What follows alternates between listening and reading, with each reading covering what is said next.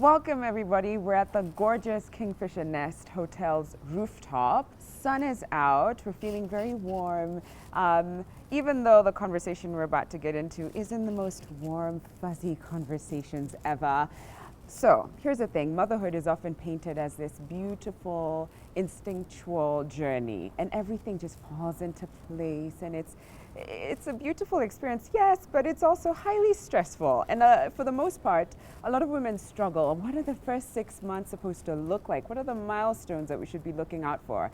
And that's what we're getting into on today's show. Our guest is none other than Ciru Ciera, who is a childbirth educator. She's also a doula. She also deals with breastfeeding and educating women around that. So she's going to tell us everything we need to know about those first 6 months. But before we even jump into that conversation, here's a quick fact for you. According to a Canadian study of developmental science, babies born at 40 weeks will cry the most at around 6 weeks old. But the truth of the matter is, it feels like they start crying from day... No, they do cry from day one. They do. And it's almost like they don't stop. Welcome to the show. Thank you. So Thank glad you for to have having you me. here. I wish I had you in those first 6 months. I bet I would have had a very, very different experience. I don't even know where to start. I think what we could do is like group certain things that a lot of women might have concerns around, and then I'll just dive in and ask all the questions that I can think of. Okay. First thing, Yeah. sleep cycle. Now, there's always people who say, you know, the best way to go about it is to just sleep when the baby sleeps. For the mother to sleep. For the mother to sleep Yes. when the baby sleeps, Uh-huh. right? Because as we know, it's like every 2 hours they keep waking, especially at night for some reason. What's your advice on that? Sleep when the baby sleeps. Oh, really? Oh, yes. Okay. A mom needs to rest. She's tired. Yeah. So if she rests when the baby sleeps, and people think it's a cliche, Yeah. but you really need to rest. If you don't rest, then you're tired, you're stressed out, you're overwhelmed, you're edgy, and it also affects your milk supply. Ah. Okay, so then when baby wakes up, you're thinking, oh my God, I didn't even get to sleep, I didn't get to shower, I didn't get to do this. Yeah. And then it's a vicious cycle after that. So really moms need to remember, when your baby falls asleep, do everything you need to do in maybe in less than 30 minutes and go and take a nap because you need the rest. Okay. Remember, you're not only recovering because you had a sleepless night, but your body is also physically recovering from the childbirth experience that you had. So why is it that babies, for whatever reason, during the day, you barely can get them to wake up, but at night they're like, hey guys, Yes, welcome. I'm Hi, here." hi. Wake up. And it's like, what's going on? It's 3 just, a.m. just somehow born with that flop-sided cycle that during the day they're more alert. They're more they're yeah, asleep, yeah. and then at night they're more alert. And then you end up leaving them to sleep for so long during the day, and at night they're like, okay, I don't think I fed enough, so I need to make up for all the milk that I didn't have during the day. And also, I slept enough, so here, I'm awake. Okay. But newborns need to sleep about 16 to 18 hours a day. That's a good tip. 16 to 18 hours a Total day. Okay. in a day. Okay. Some may sleep longer. There are babies who are really more sleepy than others. But then that's broken down to about 8 hours during the day and 8 hours total during the night. But of course, they're not going to sleep from 7 to 3 a.m. Don't without we waking wish? up. Yes, wishful thinking. No, you know Doesn't what? They work need like to that. put on weight. Yeah. Their tummies are also a little bit small, and they'll metabolize what they take in very quickly. And 2 to 3 hours later, they wake up needing to feed again. Okay. So they feed quickly and then sleep maybe another 2-3 hour block. So when you count the blocks and put them all together, it's about 8 to 9 hours Yeah. total. Okay, I like the idea of thinking of it as blocks. I don't know if I did that. I just was like, They're she not just sleeping. sleeps and then she just wakes up. Yeah. But thinking of it as blocks is important. Now let's talk about breastfeeding. That was the most surprising bit for me was breastfeeding, because I just assumed it's something that happens naturally. You know, baby comes out and you just put them on the boob and they And they'll start breastfeed. eating. Yes. First question, is it meant to be painful? No. Because for a lot of women it is. No, and that's the thing you pass on. You tell moms, you know what, jikaze, it will be fine. It does get painful, but you'll get used to it and you'll be fine. But breastfeeding should not be painful. If it's painful, then there's a problem with the latch. Then, okay. And I can see we've got I have my babies models here. here. I use Yeah. these to teach during my childbirth preparation classes. Okay. Just so that you understand before your baby comes, how do I position my baby? How do I hold my breast? How do I touch them on the breast? Yeah. First things first, moms tend to do this. You see other moms doing this, so you're like, even me, I'm going to do this, yeah? But when you're taught to breastfeed properly, you're actually supposed to have your hands off this black part, which is the areola. Yeah. You should have 4 fingers under and the thumb on top. Why we don't do this is because then the baby will only end up getting the nipple. Oh, which is why it hurts. It hurts. It will be painful as they munch, as they rub. It starts tender and then it starts to break and becomes very sore and it bleeds. So 4 fingers just under the breast and the thumb on top so that your baby can take at least an inch of it into their mouth. If it's as small as this other breast, all of it. Okay. If it's as big as this, some African women, we tend to have bigger areolas, an inch of this in the baby's mouth. Okay? Oh, that's a good tip. Yes. Okay. Then you shouldn't hear a clicking sound when your baby's breastfeeding. That it should be Why? quiet. That tells you that the baby's not well attached onto the areola. Right. Okay? It should be quiet. All you hear is the swallow. Okay? Okay. So, how you position your baby Yeah. is that they need to be tummy to tummy. So mommy's tummy and baby's tummy must be facing each other. Arm Good. under. Arm under. Sometimes you don't know what to do with the arm, so you leave it there. No. Put the arm under. Okay? And then you cradle your baby. This can be fine. And then I don't like it. Babies shouldn't be breastfed with mittens. They need to feel your mummy's skin.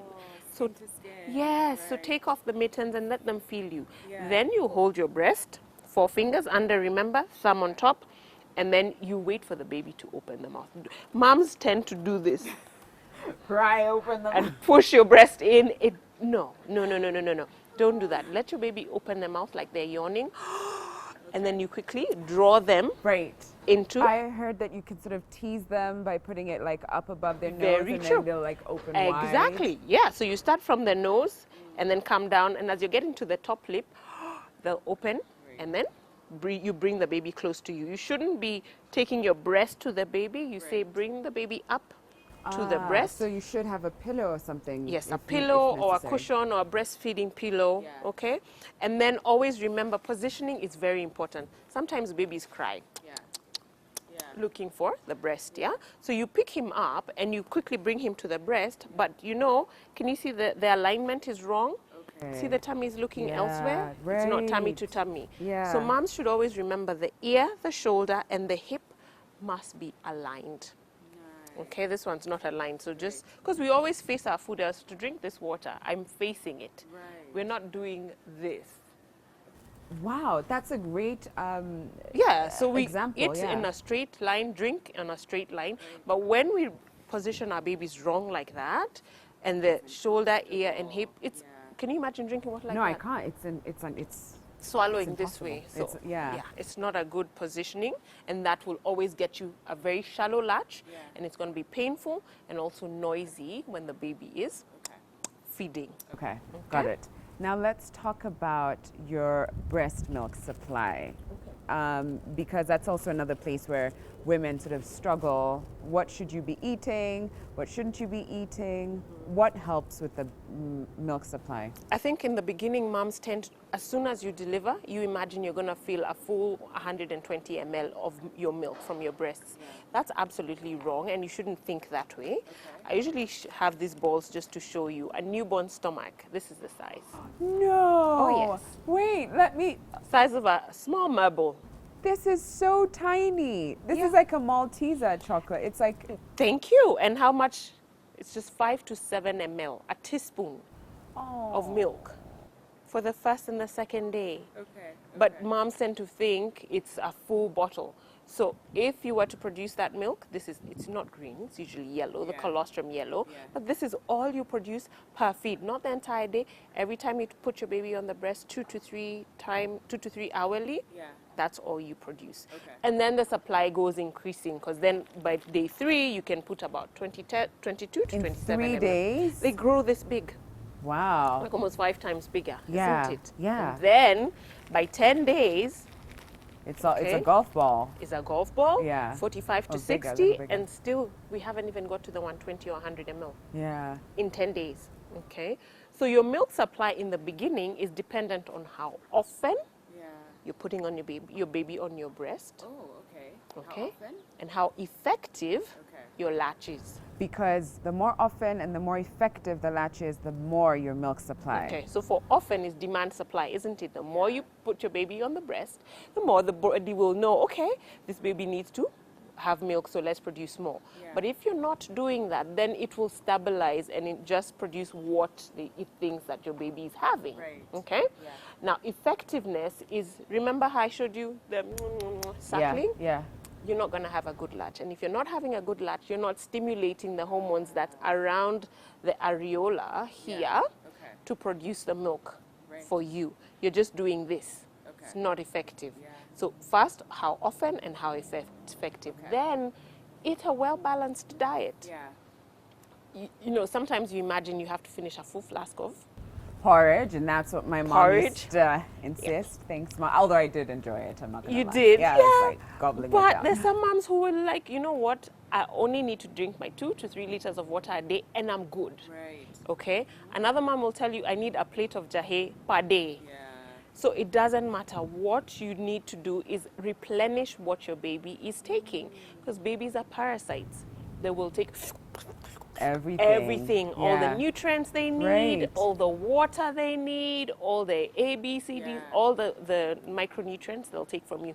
But mommy has to eat a well-balanced diet so that you replenish what they've taken out. Okay. Okay? So- So it doesn't mean you have to take a full flask of porridge. And Right. remember, porridge is like what, 80% carbs? Yeah, it's And then Let me water, tell you. and you're wondering why Yeah. you're putting on so much weight.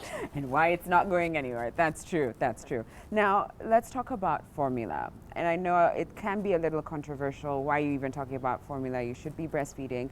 But the truth of the matter is, maybe the mother isn't around, right? Or maybe there's just no milk supply. No matter what you tried, it just disappeared. And it could disappear. It may not have been there to begin with, or it could disappear at like month 2, month 3, month 4.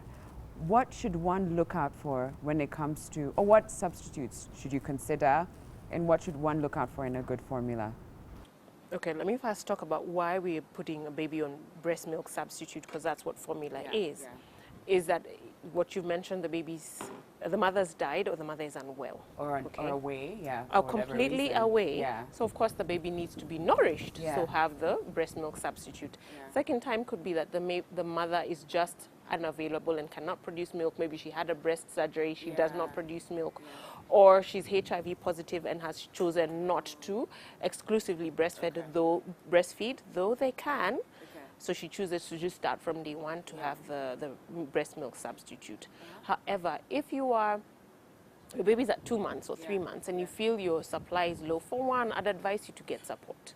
Get support from a lactation specialist who will then walk that journey with you and see, why are you not producing milk? What could it, because very few women do not produce milk as. Very few. Majority can, as long as one, are you dehydrated? Are you not eating enough? Are you stressed? Because breast milk production starts from the mind. If you are stressed, you're not confident, I don't know what I'm doing, or you're leaving the baby for long hours, not with them, what does that do? You reduce the amount of time you are putting your baby on the breast. Then it will cause a dip in your supply. So then what are the options, or what should one be looking out for? Okay, for one, some babies react to they're lactose intolerant. So if you find that, then you try to get one that is lactose free. Okay. So there are those hypoallergenic formulas, but I'm really an advocate for let's try to breastfeed for as much as and as long as we can, exclusively for 6 months.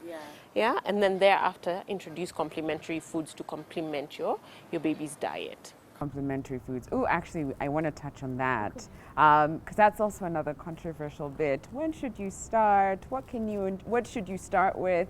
But we'll get into that after this break. We'll be back in a moment. Welcome back, everybody. We're talking about the first 6 months with a baby, and we're at the Kingfisher Nest Hotel. And my guest today is none other than Ciru Ciera, who is the person we want to talk to. She's a doula, she's a childbirth expert, an educator. And now I want to try and understand a little bit about baby poop. Here's the thing. The first couple of weeks, maybe month or so, it doesn't smell, which is amazing. Yes. But the poop color changes. Can you talk to us about what to expect in that regard? Yes, I can. The poop color will change. It starts meconium black color, which is called meconium. And this poo needs to be passed within the first 24 hours after the baby's birth. It's very sticky, terry, gooey, black. Okay. Then by the second, third day, it changes to a green. And then after that, it will move to mustard yellow. Now, once it moves to mustard yellow, moms tend to get concerned because they think that it shouldn't be, like, they think it's diarrhea because it's very light. It's also seedy. But that's absolutely normal. And it has actually a sweet smell. It's non-odorous. Wow. So how, and at what point, at how many weeks or days should it be yellow? So the first 2 days it's black, terry, green. And no, black, terry, greenish. Then it moves to green. And then by the fourth day, fifth day, it's mustard yellow. And how long should it stay like that? Mustard yellow? Yeah. Now, it can oscillate between mustard yellow, a bit of green, and brown. That's still normal. It should just never go back to black or red or white. And this is for as long as you're exclusively breastfeeding? Breastfeeding, yes. And how often should a baby poop? Now, that's a good question because exclusively breastfed babies can either poop 5 times a day, once a day, or not at all for 3 days. What? Yes. Wow, okay. Yeah. And it's not cause for absolutely normal. There's breastfed babies, exclusively breastfed babies, are not considered to be constipated even if they took 7 days to poop. How Listen, as long as when they poop, it's soft and not hard and not dry. It's still soft. It's fine. Wow. So if it takes 5 days, I had a client whose baby only pooped on Thursdays. No. Every Thursday was, oh my God, I need to call the neighbor to come and see all these poo that my baby has taken out. But it's not a concern, and I don't want moms to be concerned because sometimes it's every feed in the beginning. Every time you breastfeed your baby, very explosive. They're released. And then once they get to about 3 weeks to a month, it stops being so often, and it can go a day or two without a baby actually passing any stool. What a mother must monitor is the pee. That within a day, that's 24 hours, your baby has had at least 6 to 8 wet diapers. Okay, so I've just said poo is not much of a concern if you're exclusively breastfeeding because sometimes they take up and use everything that they've drunk. They've got nothing to excrete. If it can take 7 days, and I'd not be concerned if a mother calls me and tells me, Shiro, my baby hasn't pooped for 2 days. Oh, I'm usually like, fine. The most, if you feel you've got to do something, you can massage the baby's tummy. You can do bicycle exercises. Bring the knees up to the chest and then down again. Continue breastfeeding your baby, and they will poop. But pee is important because it tells us a lot. If your baby is maybe a month old, and you're only getting 3 diapers in a day. So you choose, let's say 7 a.m. you woke up, by tomorrow 7 a.m., how many diapers do you have in the bin? If there are only 4, that's a cause for concern. Wow. Because how many should you have? 6 to 8. 6 to 8. Because then it means they're well hydrated, they're getting enough in their system. And it should be clear. It shouldn't be that really dark yellow orange. Okay. Let's talk about the umbilical cord. How soon should it fall out? Within 7 to 10 days. Okay. Is there any cause of concern if there's a little bit of blood? No.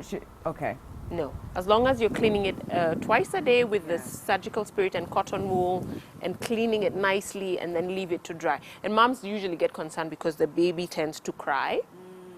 But they cry because the spirit, have you ever had spirit dropped on you? It's cold, isn't it? As a diaper. So it's cold. It's not that it's painful. Not painful. So 7 to 10 days, it will fall off. And then continue cleaning it until it's absolutely dry. Okay. Now, visitors. It's a beautiful thing that everyone wants to come and say hello to the baby, but it can sometimes be tiresome for the mom and for the baby. How soon should it be before you have guests come over? Depends who the guests are. Okay, right. Your mom is allowed, isn't it? Mom is allowed, your mother-in-law. The people that you feel very close to, it's fine. Those 2-3 people, it's fine. But I'm talking about, you know, the aunties, and so 6 weeks, ideally. Ideally 6 weeks. And I find these days people do know that. Yeah. So they come to the hospital in troops, Yeah. and then once you're discharged, they let you be for a couple of weeks. Yeah, or even months, a couple of months, like 2 yes. months or so, Yes. which is amazing. Gives everyone time to adjust. Moms needs to adjust. Baby's also adjusting to being out here. There's loud noises. It's windy. There's so much happening. Right. So they're also adjusting. I call it the 4th trimester. The mom is adjusting to being. Oh. Yep. I love The that. first 12 weeks fourth- of the 4th trimester is the first 12 weeks of a mother's life, a woman's life as a mother. Okay. You know, they say when a baby is born, a mother is also born. Oh, ain't that Okay, the truth? isn't it? Yeah. And then for the baby, it's the first 12 weeks outside the womb. Okay. The womb, it's nice. They never get hungry. Yeah. Constant nutrition. Out here, they cry, and then you know, oh, you're hungry. But there are usually other signs well before, but you just don't notice the hunger signs for the baby. So there's a lot of adjustment. So I'd say 6 weeks is good. Okay. What about leaving the house with baby? When is it appropriate for you to walk out, maybe take the baby for a walk, maybe go into a supermarket, I don't know, just do something outside the house? Is it okay to move around with the baby, or is there a time period where you should not leave the house? No, I think it's fine. I was hoping you would say that. Yeah, it's absolutely fine. Put your baby on, wrap them on you. Yeah. And walking you is also good for mom for the exercise. Yeah. Baby also needs fresh air. Yeah. They don't need to be clogged up in their house. Move out, walk around. As long as you're not going to a really crowded place where there'll be germs, transfer of germs, people touching your baby and things like that. If it's quick dash to the supermarket and back or for a walk, it's fine. 2 weeks, a week, whatever you feel like. Oh, that's good. Some fresh air. I love that. Now, today's a beautiful day. It's warm. We're basking out here on the rooftop.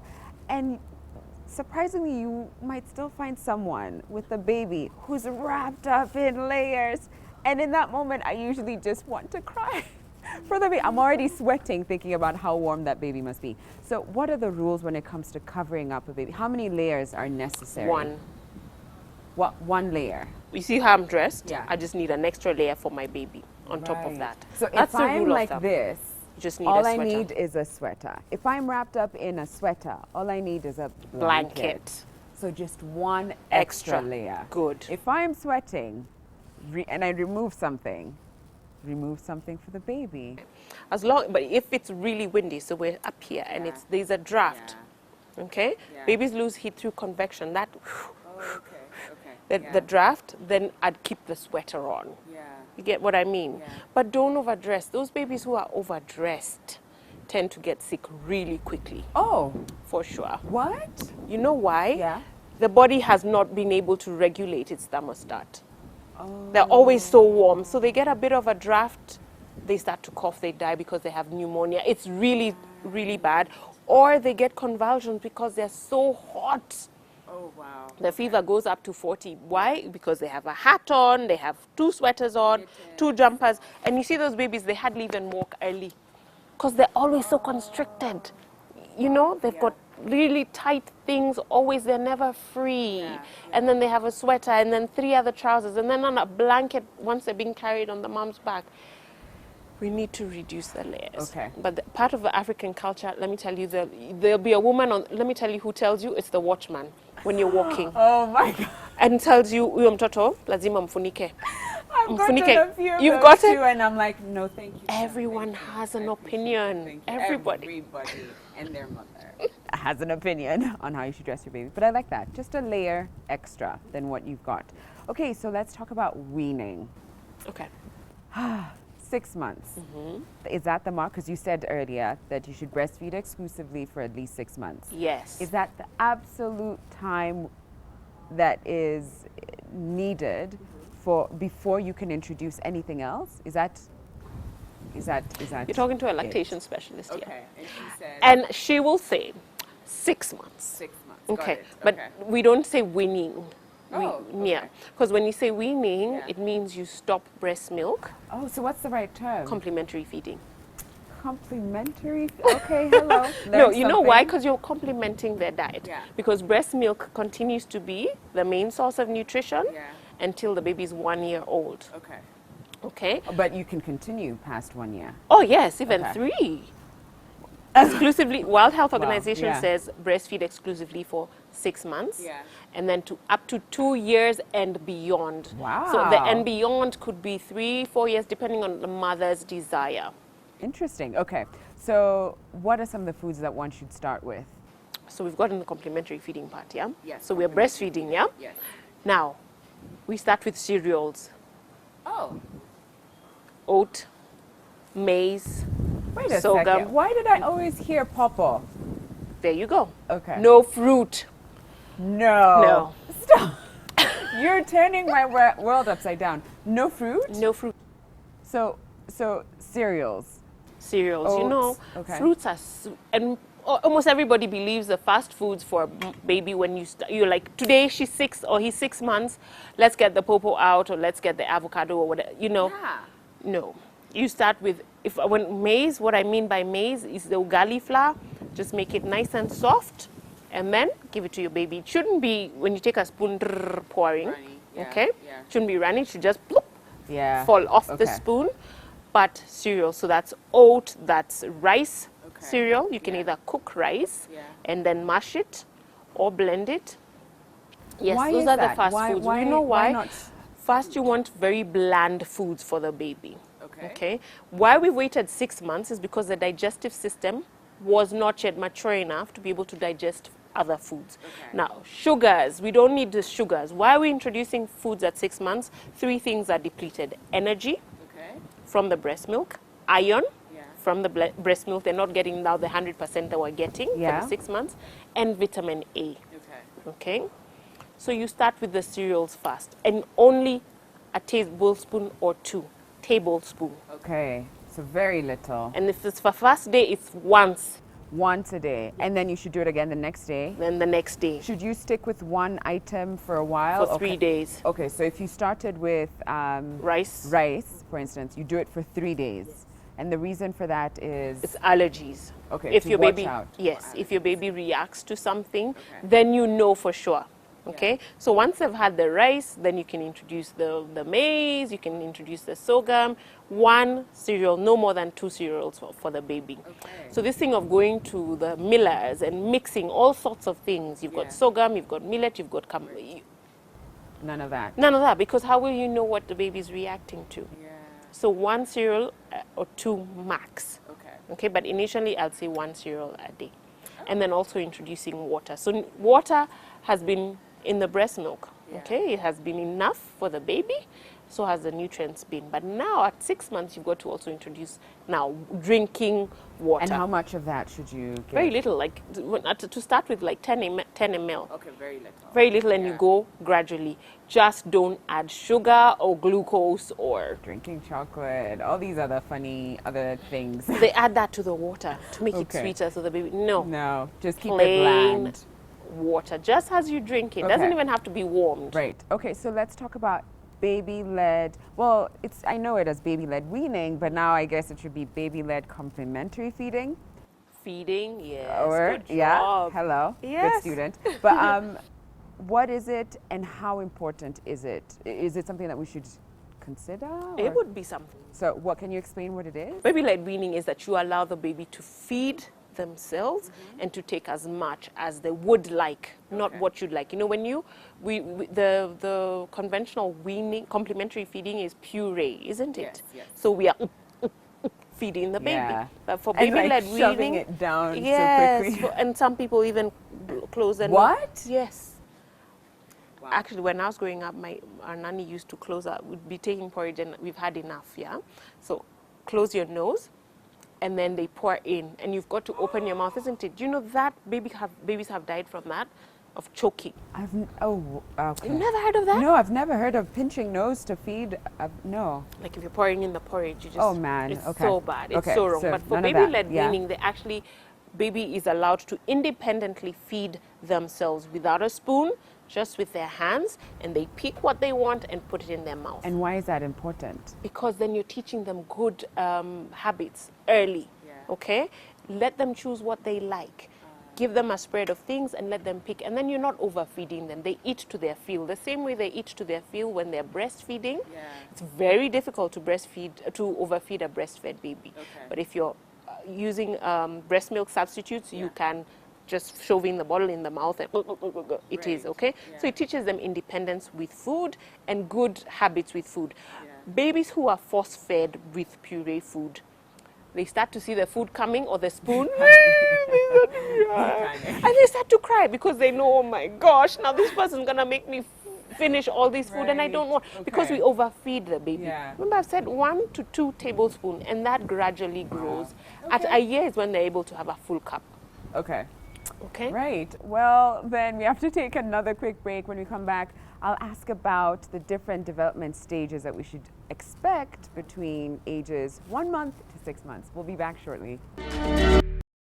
Welcome back, everybody. I've been asking Ciru Ciera all the questions I wish I had asked in those first 6 months, because what she does is this. She talks to women and new mothers about their journey, or even pre-baby coming out, the 4th trimester, as you called it, which I feel like you should come back for that, so we can talk about the birthing process and what to expect. Okay. But earlier we were talking about about weaning, which I now know is complementary feeding. And I was curious to know, how different is that if, say, your baby was born at 36 weeks and not 40 weeks? Okay, great question. If your baby was born early, 4 weeks early, you've got to adjust and use the expected date of delivery. Okay. Okay, so in that case, you'd probably start at 7 months. Yes. Even though they're actually 6 months. Even though they're 6 months. Yes. Oh, and you've got to wait to be sure that they've reduced the tongue thrust reflex. They thrust food out of them. Oh, okay. Okay. So that needs to have that needs to have decreased. Okay. That's just like a survival instinct for 0 to 6 months of age. If anything comes into the mouth, they know how to thrust it out because they can only drink fluid. But then after 6 months, it tends to reduce. Then you want to know that your baby can sit up. Okay. Unassisted. They have good control of their neck and it's just not floppy. You can notice they're starting to drool. They're interested when you're eating. They're looking at your spoon and following it coming up to your mouth. They're showing interest. So if you're doing baby-led feeding, then you'd actually now start to introduce foods, and it's not mashed. Oh, okay. No, if you're giving them a broccoli, you just boil it a little, leave them in the little trees, and they will grab and eat. Most moms fear what? Choking. Yes. Yeah. But what tends to happen is gagging. They gag, and it's a reflex where they know, okay, that was a bit too big, let's bring it out, chew it, and then swallow. So babies who are on baby-led feeding, they know how to chew and swallow. Puree, what we do is swallow. So at 2 years, the baby is still... My mom makes fun of us saying that, like, till we were 20, she had to give us mashed food. She exaggerates, but she says it was so frustrating for her. Yeah, because then you puree for too long. Right, you need to stop and start doing chunks, and then just small bits cut up so that the baby learns to chew. Right, and on their own. I mean, you get 3-year-olds who can't even eat chips. What? Yes, because their food has been pureed for so long. The moms are afraid that, oh no, he's gonna choke. Oh, he doesn't. Right. No, you've got to transition. Trust the baby and trust that their senses are there to protect them and show them what to do. Okay, let's talk about the developmental stages. Month 1 to month 6. What are some of the things that milestones we should look out for? And maybe you could also share at which point you should get worried if it doesn't happen. Okay, so for one, we encourage moms to put their baby on their tummy. Okay. There's on their tummy? Yes, there's an adage that says back to sleep, tummy to play. Okay. So baby needs tummy time to strengthen their neck, their spine. So they tend to do this, lift up their heads. Okay. So within once the cord has fallen off, let them do that. Put them on the tummy. It could be on your lap, it could be on the bed, and you're there in front of them. Because you do it for a few seconds because they will be upset. They don't like it. And then you just go increasing the time. So from about 2 weeks, say. Okay. Because by then the cord has fallen out. Yes, even if it's a minute, then gradually move on. These babies between 0 and 3 then start to coo. They make sounds, and then they notice you. They start to smile at you. Yeah, you reminded me of all those moments now. They follow you in the room. They can see that's you. They recognize you, and they actually respond to you. Okay, then of course by 6 months we want our babies to start being able to sit up By 6 months. On their own? on their own. Okay. Okay, if they're not yet there, what you do, you know that breastfeeding pillow, the U, just put it behind them, because sometimes they tend to boop, fall back, but they should be able to sit up like this for a while. What is not a milestone that you should really be waiting for is crawling. Oh, okay. It's no longer considered a milestone for your baby to crawl. I'll tell you, I have 2 children. Wow. Okay. Both of them didn't crawl. Okay. Okay, my son, the firstborn, he scooted with his bum like that. Okay, people thought he was disabled. I used to get eyes like, because let me tell you, all you need to know is that your baby can get from point A to B. However they do that, if they're gonna roll on the floor, it's fine. If they have not found a way to move from point A to B, then that you should be concerned. By the time they're getting to about 8-9 months and they've not been able to move at all. So crawling, this doesn't mean, oh, now they're good. If they miss this stage, some of them just stand and they walk. Hello. Yes. In fact, I remember a cousin of mine saying, don't be concerned about those things. No one ever crawls to the bank. So it's fine. And I was like, That's so wow, I funny. will never forget that. Yes. So, Sorry, comparing other moms. I was going to ask about that. I was going The to ask saddest about thing that. you can do to yourself. You go to church and you're at the crash and you can see, we're 2 weeks apart. That one is the same day as mine. Or look, he's crawling. Or look, he has teeth. Even teeth is another thing. Some babies have teeth at 4 months. My babies have had teeth at 10 and 11 months. Right. Yeah. Have you ever seen someone without teeth? Exactly. Have you? Exactly. As long as you have nails, you're going to have teeth. So don't be concerned. Wait, is that a fact? Oh, hello, okay. Listen, don't be concerned. Some babies are a little bit slower, but do you know sometimes they just come and whoosh, they pass through. So you have your baby with you and don't compare with others. Okay? so important. Even things like sleep. This mom, sometimes you exaggerate. Oh yeah, mine sleeps through the night. Through the night could mean what? Wakes up for a bit and goes back And to goes sleep. back to sleep and wakes up again, and but it can't, they've just slept a sometimes- solid 4 hours. And then it's sometimes the pressures are crazy. Now, I want to ask about items that you believe are so pivotal in those first 6 months that parents should invest in. The things that are like, yes, this one. I mean, if you can't have it, it's fine. But in your experience, you've seen that it's actually been beneficial to either the baby or to the mom. What are those? for the mom, I'd say she needs a good nursing bra. Okay. She needs breast pads. For the baby, you need to invest in good blankets, like the sheet blanket thingies. You also need to invest. You don't necessarily have to have barb cloths, because the sheets could also be the barb cloths. A good nipple cream is also important for the baby. That's a good one. And for the mom, because the mom gets really cracked and sore and things like that. Wait, how is it good for the baby? Because then the nipples are nice and soft and supple. Oh, And because it helps with the healing. I thought it was only for the mom. No, but I then guess the even baby gets. baby I mean, when you benefits. touch it, it feels nice Okay. and soft. Okay, got it. Okay. Yeah. Yeah. What else? What about the pillow that you've been talking about quite a bit? Would you Yeah, say, or no? it's important. Just don't get those fancy ones that I've been seeing that have this funny many layers. Have you seen that one? No. If you can't afford the normal U-shaped breastfeeding pillow, do you know cushions or bed pillows could still work? That's true. What I feel moms should not even waste their money on. This is a good one. Because there's a lot of money in this business that's being A thrown lot. around. Yeah. You find someone's bought a crib and they've bought a bassinet or a Moses basket. You don't necessarily need the Moses basket because the baby outgrows it really quickly. You can just use the crib, okay? The cot. Yeah. Number 2, a bottle warmer.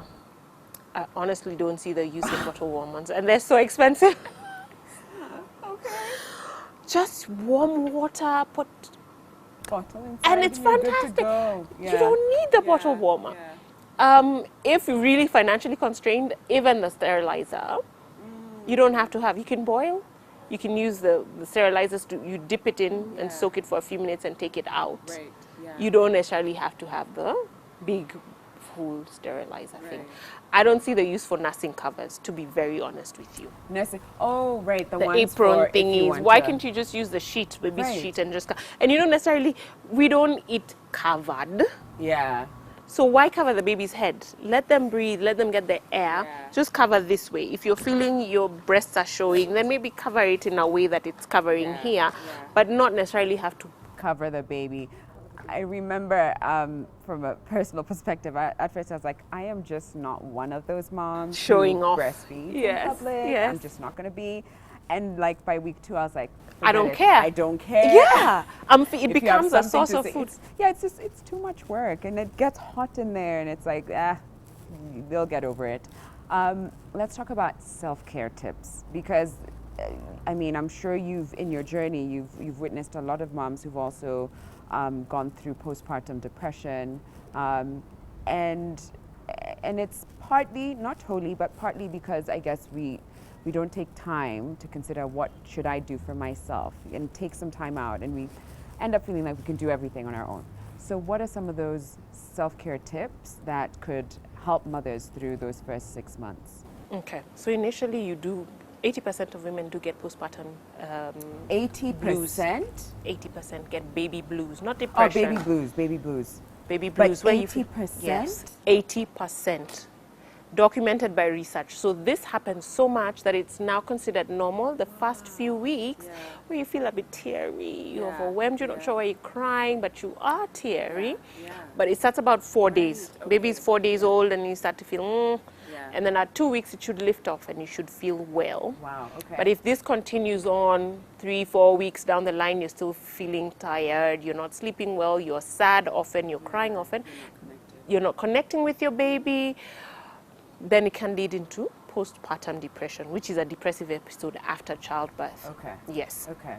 So support is important. Let me tell you, I really encourage moms to attend a childbirth class, because if you have unrealistic expectations about what's coming, then all those expectations are set for you, and you know this is really unrealistic, okay? So the mystery of birth and the weeks following birth are set out for you.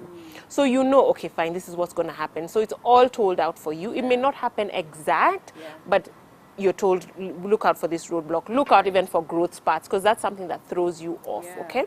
When that's done, you've got to have support around you. Women who have no one around them to support them, even just hold my baby so I can go shower, okay?